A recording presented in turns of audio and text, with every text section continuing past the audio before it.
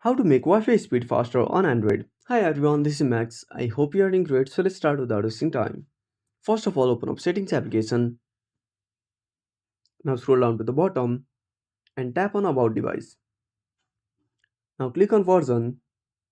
Now click on version number 7 times. Now go back, tap on additional settings. Now scroll down and click on developer options.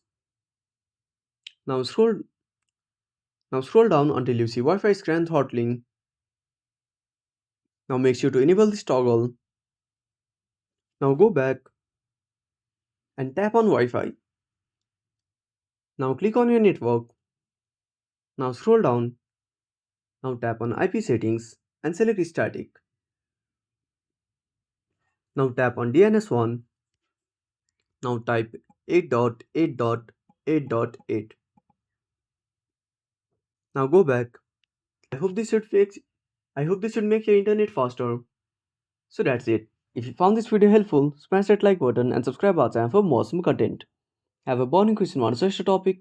Drop down a comment below. This is Max signing off until next time.